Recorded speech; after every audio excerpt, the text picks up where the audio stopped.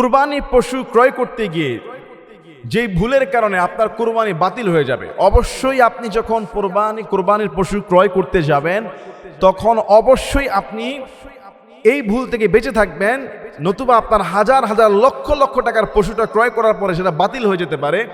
রাসূল আকরাম সাল্লাল্লাহু আলাইহি ওয়াসাল্লাম তিনি বলেছেন 4 ধরনের পশু দিয়ে কুরবানি করলে কুরবানি হবে না।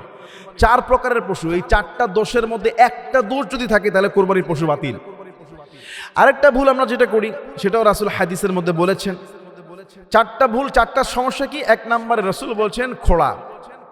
ওই পঙ্গু যার পঙ্গুত্ব স্পষ্ট, নিজের জবাইয়ের স্থান পর্যন্ত পৌঁছাতে পারে না, এমন পশু দিয়ে কুরবানি করলে কুরবানি বাতিল। 2 নম্বরে ওই অন্ধ যার অন্ধত্ব স্পষ্ট, যে চোখে দেখে না, এমন পশু যদি ক্রয় করে কুরবানি করেন, যত লক্ষ টাকার পশু হোক, যত সুন্দর হোক, চোখে ডিস্টার্ব, কুরবানি হবে না। 3 নম্বরে ওই রোগাক্রান্ত অসুস্থ যার রোগ স্পষ্ট, এমন রোগ শরীরের মধ্যে যেমন তার লেজ অর্ধেক নাই, শিং অর্ধেক ভাঙা নাই, জন্মগতভাবে শিং না থাকলে কুরবানি হবে, কিন্তু শিং অর্ধেক নাই, লেজ নাই, শরীরের চামড়া পুজে ভরা, এই ধরনের সমস্যাগ্রস্ত রোগাগ্রস্ত কুরবানির পশু দ্বারা কুরবানি হবে না। 4 নম্বরে দুর্বল, কুরবানির পশু অবশ্যই সতেজ হতে হবে, সুন্দর হতে হবে, চাই ছোট হোক বড় হোক, সুন্দর সতেজ হতে হবে। এই 4টা জিনিস দেখে আমাদেরকে কুরবানির পশু ক্রয় করতে হবে। আরেকটা বিষয়, কুরবানির পশু ক্রয় করতে গেলে রাসূল সাল্লাল্লাহু আলাইহি ওয়াসাল্লাম তিনি বলেছেন যে তোমরা দুধের দাঁত পড়ে গিয়ে পরের দাঁত না ওঠা পর্যন্ত কুরবানির পশু, ওরকম পশু দ্বারা কুরবানি করবে না।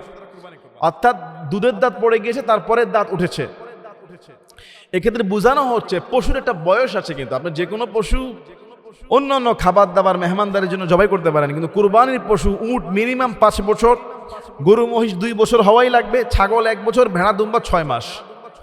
অনেকের গরু এগুলি ক্রয় করে 2 দাঁত 3 দাঁত 4 দাঁত উঠে না, বয়স 2 বছর না হলে কিন্তু এদের দাঁতও পরিপূর্ণ হয় না। এই জন্য দাঁত চেক করার মাধ্যমে বয়স নির্ধারণ করা।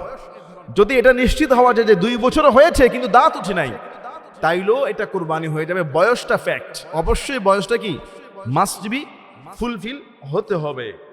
আল্লাহ তাআলা আমাদেরকে বুঝার তৌফিক দান করুক, আল্লাহুম্মা আমিন।